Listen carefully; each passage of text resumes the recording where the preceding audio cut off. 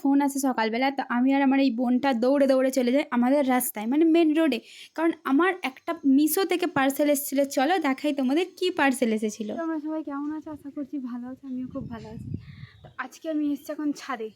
এতদিন মাই ছাদটাকে পরিষ্কার করছে, আজকে আমি পরিষ্কার করবো। অর্ধেকটা আমি পুরো ক্লিন করেই নিয়েছি, দেখতে পাচ্ছ। খালি এবার আমার এই গাছগুলো আছে, এদিকটা একটু ক্লিন করতে হবে, এদিকটা বেশি ক্যাচড়া হয়ে আছে। তো চলো ঝটপট করে আমি ক্লিন করে নিই। সকালবেলা ঘুম থেকে উঠে আমি চা খেয়ে নিই, চা খেয়ে ফ্রেশ হয়ে একদম আমি চলে আসি ছাদে। ছাদে আসার পর দেখি ছাদটা অনেকটা ক্যাচড়া হয়ে গেছে, যেহেতু আমাদের বাড়িতে নিচেই জায়গা নেই, তাই আমাদের কাঠ জ্বালানি যেগুলো আমার মা রান্না করে, তো সব কিছু আমাদের ওপরেই রাখতে হয়, যার জন্য অনেক ধুলো ময়লা জমে যায়। আর যে পরিমাণে হাওয়া দেয়, তো আমাদের এই সাইডে প্রচণ্ড ধুলো ওড়ে।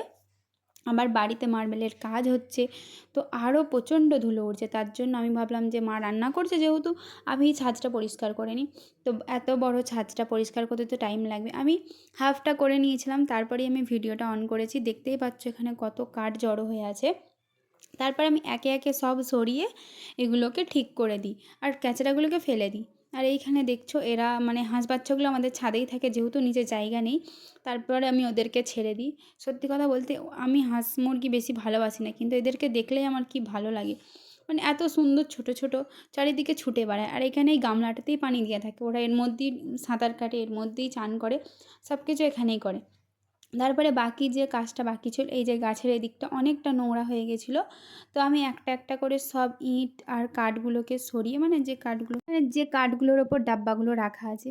তারপরে দেখো এখানে আমার পুরোটা গাছ সাইড করা হয়ে গেছে, কত এলোমেলো হয়েছিল। কিন্তু বলে না, যাকে খাবে সেও তো ডাঁসবে না। মানে এই যে আগ গাছটা দেখছো, ওকে আমি ভালো করে পাতাগুলো একসাথে বেঁধে দিয়েছি, কিন্তু ওকে বাঁধতে গিয়ে আর ওকে সরাতে গিয়ে আমার নিজেরই হাত কেটে গেছে, কারণ আগ গাছের পাতাগুলো এত পরিমাণ ধার ছিল।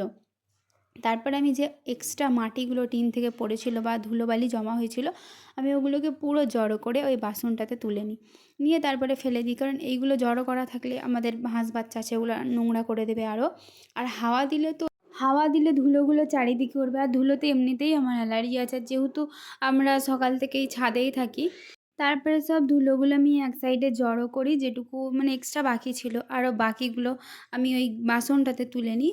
তারপরে ছাদ দিয়ে আমাদের নিচের পিছনের গলিতে আমি ফেলে দিই। তারপরে আমার কাছে ফোন আসে ডেলিভারি দাদার। ঠিক আছে, আমি আর আমার এই বোনটা যাচ্ছিলাম, মানে একটা পার্সেল অর্ডার ছিল। ঠিক আছে, দেখো আমার তো পার্সেল আসতেই থাকে, তো আমাদের মেন রোডের দিকে যাচ্ছিলাম, মানে আমাদের ঘর থেকে একটুখানি এগিয়েই। তারপর আমি চলে আসি ডেলিভারি দাদার কাছে আমার পার্সেলটা নেওয়ার জন্য। আর ডেলিভারি দাদা তো আমার ক্যামেরাটা দেখে আমাকে জিজ্ঞেস করে, তুমি কি ভিডিও করো? আমি বললাম, হ্যাঁ দাদা আমি ভিডিও করি। তো দাদা আমাকে ইনস্টাগ্রামে আমার আইডিতে ফলো করে। থ্যাংক ইউ দাদা। দাদার ব্যবহারটাও খুব সুন্দর ছিল, কারণ আরও অন্যান্য যারা ডেলিভারি নিয়ে আসে অনেকে বহুত খিটখিটে হয়, কেমন ক্যাচর ক্যাচর করে, আমার একদম পছন্দ নয়। থ্যাংক ইউ দাদা আমাকে ইনস্টাগ্রামে ফলো করার জন্য। আমি জানি না তুমি আমার ভিডিওটা দেখবে কি না। হ্যাঁ, তো তোমাকে অনেক অনেক থ্যাংক ইউ। তো তারপরে দাদার কাছে আমি পার্সেলটা নিই, বাড়ির দিকে চলে আসি হাঁটতে হাঁটতে। আর আমার ওই বোনটা রেকর্ড করছিল। দেখো আমরা ভাবি যে অনলাইন থেকে প্রোডাক্ট নিলে কেমন হবে না হবে, বাট আমি যেটা নিই আমি অনেক চেক করে অনেক রিভিউ দেখার পরে আমি সেটাকে অর্ডার করি। তো তোমরা আমার যে পার্সেলটা আমি নিয়েছি, তোমরা চাইলে নিতে পারো নিঃসন্দেহে। এটার মধ্যে হ্যাঁ, এবার যদি কোনো মানে ডিফেক্ট হয়, তো তোমরা সেটাকে রিটার্ন করে আবার এক্সচেঞ্জ করিয়ে নিতে পারো। তো চলো দেখাই। আর এটা আমি একটা ভাবিতে পারি, এই যে এই জুতোটা নিয়েছিল ও, মানে আমার ফোন থেকে আমি অর্ডার করে দিয়েছিলাম। এটার কোয়ালিটি জাস্ট বেস্ট ছিল আমার কাছে, কম দামের মধ্যে।